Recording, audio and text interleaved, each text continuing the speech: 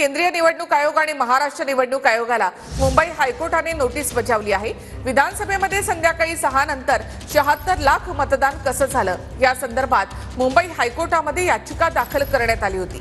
या याचिकेवर सुनावणी सुरू असताना मुंबई हायकोर्टाने ही नोटीस बजावली आहे। संध्याकाळी 6 नंतरच्या मतदानावर आयोगाला नोटीस।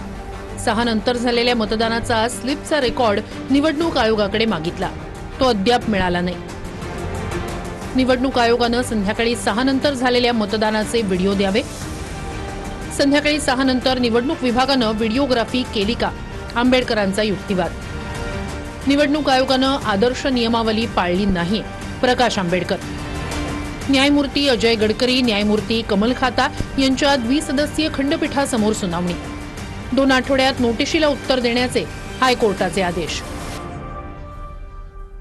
एक हा 6 नंतर झालेलं मतदान जे आहे त्या संदर्भातला असणारा जो स्लिपचा रेकॉर्ड आहे तो रेकॉर्ड चीफ इलेक्शन कमिशनच्या ऑफिसमधनं जे रिप्लाय मिळालेला आहे तो आमच्याकडे नाही आहे। रिझल्ट्स इलेक्शनचे डिक्लेअर करताना पोल वोट्स आणि काउंटर वोट्स यांची जुळवणी झाली पाहिजे। यांची जुळवणी झाली नसेल तर मग रिटर्निंग ऑफिसर जे आहेत ते रिटर्निंग ऑफिसरनी तो सगळा दस्तऐवज इलेक्शन कमिशनकडे पाठवला पाहिजे आणि इलेक्शन कमिशन जे डायरेक्शन देईल त्या डायरेक्शनप्रमाणे त्यांनी तो निकाल दिला पाहिजे।